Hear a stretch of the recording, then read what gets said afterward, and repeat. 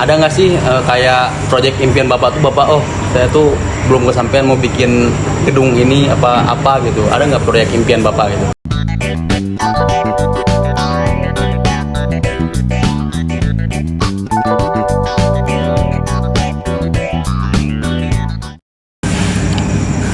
Assalamualaikum warahmatullahi wabarakatuh. Waalaikumsalam warahmatullahi wabarakatuh. Baiklah, malam ini kita akan mengerjakan tugas sosial media. Di sini saya bersama Saya Bagas Rakasiwi, Bapak, Maman Nur Rahman, Abang. Farhan Amrila. Baiklah, di sini kita akan membahas seputaran konstruksi, lebih ke konstruksi perumahan ya. Ya, Untuk pertamanya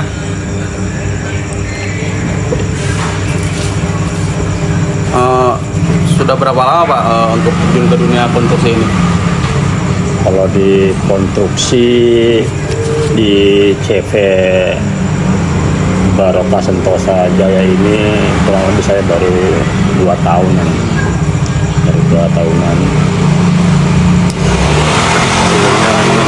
Saya bekerja di pabrik ya, pabrik konstruksi juga, konstruksi baja. Hampir ada 9-10 tahun. Kemudian pindah ke sini. Baik, ini ada pertanyaan ya Pak ya. Berapa banyak proyek sih yang biasa Bapak tangani dalam setahun gitu? Kalau setahun itu ya fleksibel sih ya. Kalau dikalkulasi di rata-rata ya ada 10 proyek. Itu pun memang dalam skala ada yang besar, ada yang kecil ya. Ya rata ya segitulah 10 proyek dalam 1 tahun. Itu berapa lama ya Pak dalam pengerjaan satu proyek gitu? Misal ada proyek apa gitu? Kalau untuk pembangunan pertama untuk 2 lantai ya, 2 lantai dengan standar ukuran tanah perumahan 60 lah ya, 60 meter persegi untuk 2 lantai itu minimal itu 1,5 bulan, maksimal itu 2 bulan gitu. Dengan standar pembangunan ya standar nasional lah. Itu pengerjaannya sudah termasuk kayak pemasangan listrik, aliran air itu juga Pak nggak ya Pak? Itu sudah tinggal pakai. Sudah Ya, jadi sudah berarti jadi, fungsi. sudah finishing. Sudah terima fungsi, sudah finishing. Biasanya kalau buat buat pembelian bahan bangunan itu gimana Pak? Pembelian bahan bangunannya? Pembelian bahan bangunan kalau secara borongan secara utuh ya, artinya semua dipasarkan kepada pemborong. Ya itu semua kita tackle. Kita memang sudah ada langganan material sendiri. Karena kalau namanya pemborong pasti punya langganan, karena harganya memang ada sedikit berbeda dengan kita ke material yang bukan langganan ya. Ya, dan itu kan sangat menguntungkan buat pemborong. Iya lah, benar. Itu bagaimana sih cara Bapak mengatur jadwal? Kan musim kan kadang hujan gitu. Bila hujan itu solusinya diundur atau apa ya Pak? Enggak, kalau hujan tetap kita berjalan. Karena kalau namanya borongan, kalau kita dengan musim hujan kita mundur, kita kan akan mengalami kerugian. Iya benar. Ya itu kita bagaimana kita strateginya di lapangan. Ketika kita mungkin dari dasar ya, namanya dari dasar kita penggalian, kita kemudian hujan, ya semua kita siapkan peralatan. Kayak misalkan di saluran ada air, kita harus punya ada mesin penyedot, gitu kan. Terus apa namanya pengerjaannya becek seperti apa ya, kita memang harus siap dengan semua itu. Namanya pemborong kita mengenal cuaca kan. Yang namanya kita pengerjaan rumah waktunya kan kita tidak bisa prediksi. Jadi orang rumahnya pengennya bulan musim mau terjadi hujan, nah itu memang kita harus ya mau nggak mau kita jalanin gitu. Yang segala risiko yang kita hadapi di lapangan gitu. Itu tapi kayak pernah kan saya pernah ya Pak ya kayak satu waktu ngerjain 2 proyek gitu ibaratnya. Pernah Pak nggak Pak ngalamin kayak gitu apa? Banyak. Banyak. Kayak di kami kan di sini ada bisa dalam berbarengan 3 proyek. Sekarang ini kan ada berbarengan juga. Ada yang di daerah Babelan, ada di Golden. Sementara saya ditugaskan juga ada di Medland, di pokoknya yang bagian-bagian daerah sini itu ada. Itu yang mantau Bapak sendiri, mantau sendiri atau bagian-bagian gitu Pak orangnya Pak? Ya untuk awalan kita pantau semua. Terjun Untuk langsung, awalan Pak. ya, untuk awalan misalkan di titik A, Ya. kita ke sana nih, kita arahkan dulu lebih awal. Diarahkan dulu. Ini skemanya ini gambarnya. Skemanya ini nanti bahasa mode. Kita kan namanya gambar kita kasih nanti. Ini gambarnya ini. Nanti karena di lapangan pun ada yang namanya kita percaya kan. Iya. Artinya tukang senior lah dipercaya untuk mengatur yang di lapangan. Gitu. Oh, kalau untuk di dalam dunia konstruksi kan kesulitannya itu apa Pak? Yang sering ketemu itu kesulitan di konstruksi itu? Kalau di konstruksi rumah ya, di konstruksi rumah itu biasanya satu, kalau perumahan yang areanya memang kurang luas ya, Iya. itu sangat sulit. Satu, di penematrial kita susah, Iya, ya kan. Lingkungan juga kadang-kadang, apalagi di wilayah-wilayah yang memang rawan lah katakan, itu kita harus benar-benar bisa beradaptasi. Dalam segi bangunan yang paling sulit biasanya, satu, kalau awalan sih enggak lah ya, karena memang kalau tanah yang biasa sih gampang. Biasanya dalam pengecoran itu, kalau karena kan memang kita biasa manual ya. Oh, manual semua ya Pak? Manual. Di itu banyak kendala juga sebenarnya, cuman kita ya namanya orang di proyek, semua kita sudah berpengalaman ya, kita sudah bisa diatasi gitu. Kesulitan apa, yang namanya proyek, kesulitan apapun tetap kita harus bisa menghandle, karena semua risiko pasti ada. Benar. Kesulitan itu pasti ada.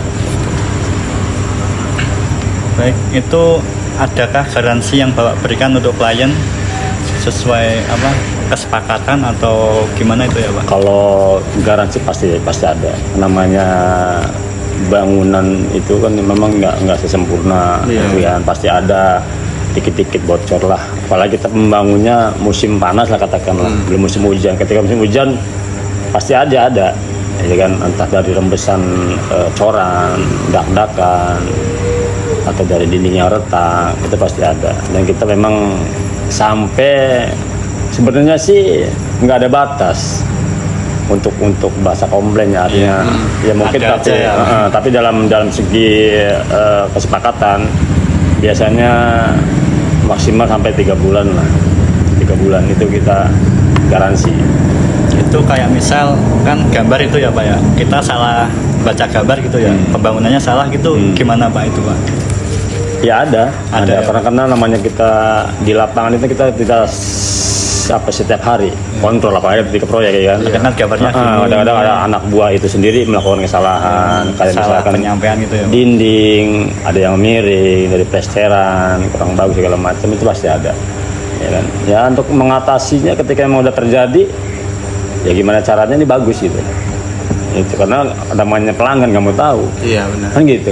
Taunya beres aja. Katanya beres, kalau kita tidak ubah itu, nah ini akan menjadi presiden buruk buat kita sendiri, orang pemborong gitu loh. Karena apa? Karena orang itu adalah iklan. Kalau rumah itu bagus, orang pun akan ngomong yang lain. Kalau itu pembangunnya jelek, ya udah coba di situ. Gitu. Nama kita juga jadi jelek. Gitu. Kepercayaan lah intinya Pak. Kepercayaan, itulah. Makanya kita jaga betul itu. Untuk Bang Farhan nih, di sini Bang Farhan sebagai apa ya? Kalau saya sebagai pelaksana. Pelaksana di lapangan itu. Di CP ini udah berapa lama Pak?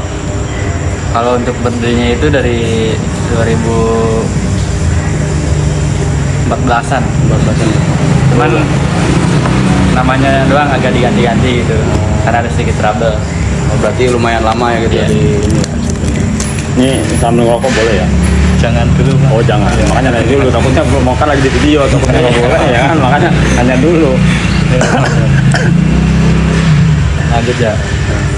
Itu bagaimana sih cara Bapak melindungi karyawannya agar keselamatan lah Pak? Kan namanya safety di perumahan kayak pembangunan kan ada namanya jatuh benda berat atau apa gitu. Sebenarnya kalau untuk sekarang sih memang namanya safety Jarang ya, jarang kita. Cuman kadang-kadang kita pengarahan aja sebelum kita bekerja, kita berdoa, itu kan. Nah, bagaimanapun juga, ya safety-nya ada pada diri kita masing-masing. Artinya kita jangan ceroboh. Bagaimanapun, walaupun itu kejadian apapun itu bahasa ada takdir, ya kan. Tapi kan namanya kita syariat, ya kan. Semua tetap harus berhati-hati, apalagi dengan 2 lantai sampai lantai tinggi. Mungkin kalau lebih daripada 2 lantai kita pakai. Cuman kalau biasanya kalau 2 lantai kita nggak, artinya enggak, kita tetap lah segala peralatan mah kita safety, peralatan kayak buat kayak folding segala macamnya kita siapin itu. Gitu. Tapi kalau untuk secara kayak proyek lapangan enggak. Kecuali proyek pabrik ya. Kalau proyek pabrik biasanya memang ada di pabrik meminta kita untuk pakai tas lengkap. Nah itu kita baru pakai. Kalau buat perumahan biasa kita. Nah, untuk di dunia konstruksi ini Bapak kan lumayan lama ya.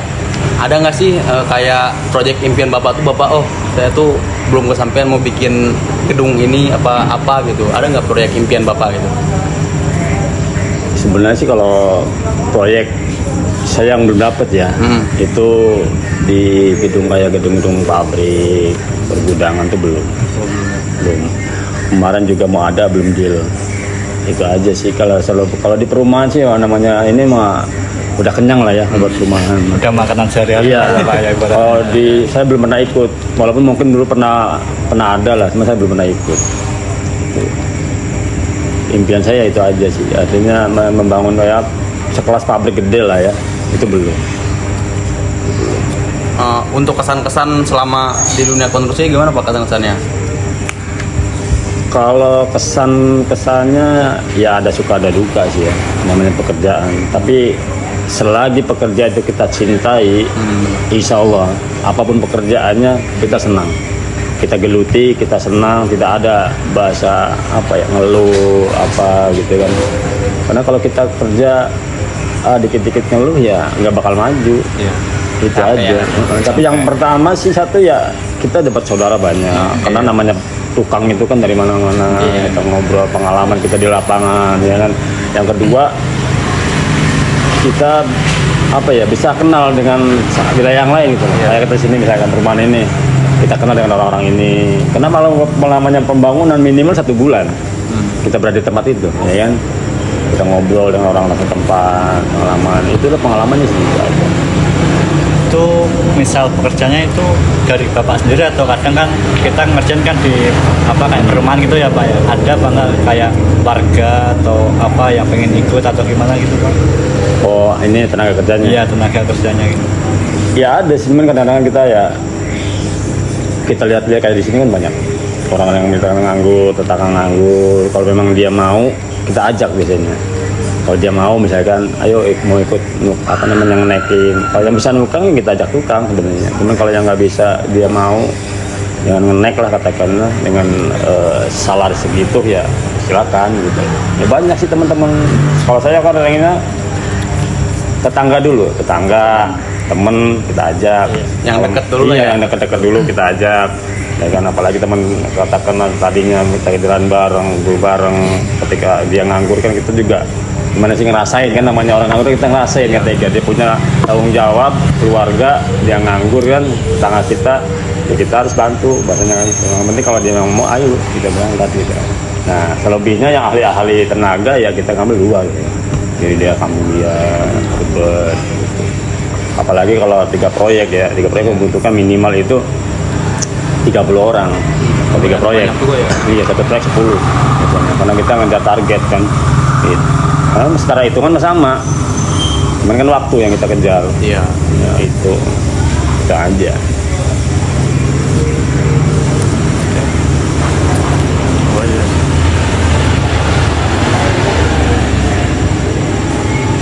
Untuk pekerjaan ini kita dapat dari mana Pak ya? Apa ikut lelang bagaimana? Oh pekerjaan.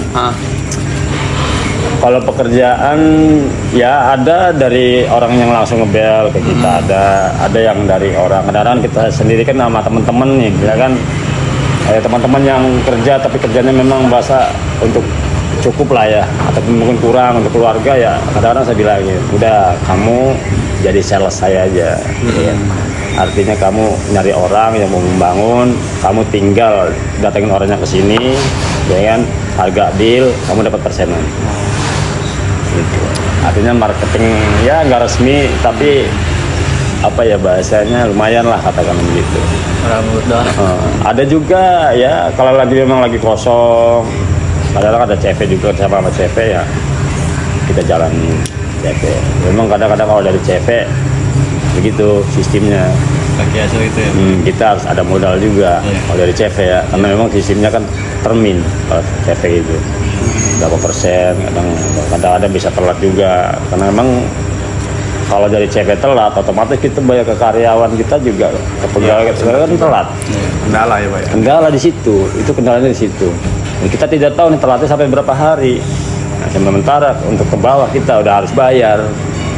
Kalau kata banyak karyawan bayaran telat dan kerja juga kan ogah-ogahan. Nah itu yang jadi masalah di kalau kerja sama CV biasanya. Kalau kita nggak punya modalnya kurang ya. Tapi kalau kita modalnya lebih ya berani aja. Itu. Makanya jarang terima tawaran di PT-PT gitu. Karena kita belum ada ya pemodal yang inilah yang handal. Pertama juga dari PT-PT itu kan prosedurnya emang harus benar. Prosedurnya ribet bener. Karena namanya PT ya, itu di tender sih. Iya. Misalnya kan PT nih. Nah, mungkin orang yang di PT ini kenal saya lah katakanlah. Nah, dia ajuin kepada saya. Tapi yang lain kan punya kenalan juga. Iya. Nah, dia adu di situ. Adu harga bisa, iya kan? Adu ini gambar bisa, kan seperti itu. Nah, kalau kita menang katakanlah, oke lah PT setuju dengan anggaran kita, ya kan, terus gambar kita, tapi kita nggak punya modal. Iya. Kita disodorkan nama PT, mau nggak sih tim termin sekian persen, minimal kan 50% kita harus pegang duit, modal. Itu jadi banyak yang nawarin berapa kemana ada berapa proyek itu, proyek gede banget itu, orang Pemda nilainya bisa di atas 1 M. Cuman kan sistemnya begitu. Kita modalnya orang ini susah. Itu jadi. Nah untuk Bang Farhan nih ada nggak sih proyek impian juga nanti yang mau dikerjain mungkin kan yang belum kesampaian ada nggak? Kalau sepengetahuan saya kerja di proyek paling villa yang mewah gitu. Dalam segi full eksterior sama interior dari kita. Belum ikut ya waktu di sana Kemang. Kemang itu full di interior di Kemang. Kolam renang, semua kamar interior full. Itu pribadi Pak? Rumah pribadi. 2 lantai. Sama yang itu yang di Cirebon belum ikut ya? Cirebon saya belum ikut. 4 lantai. Bang Beri ada 2, Cirebon sama yang di Kayon. Kalau Kayon hotel itu. Cuman saya belum masuk di situ.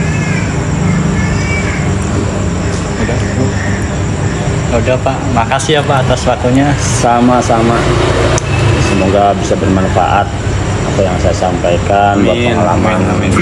Sampai Buat motivasi lah kita biar kedepannya ya bisa kalau kayak Bapak gitu. Kalau saran saya namanya persahabatan begini nih, bertiga atau berempat. Dari sekarang itu sudah ada wacana merancang gitu loh. Karena namanya yang setahu saya jurusan kayak jurusan kalian pada itu kalau berdiri sendiri itu susah. Iya. Itu susah. Kenapa? Orang di lapangan itu butuh pengalaman. Ya. Tapi kalau bertiga atau berempat yang berdiri sendiri bisa nanti dibagi tugas. Nyari sini. Gitu.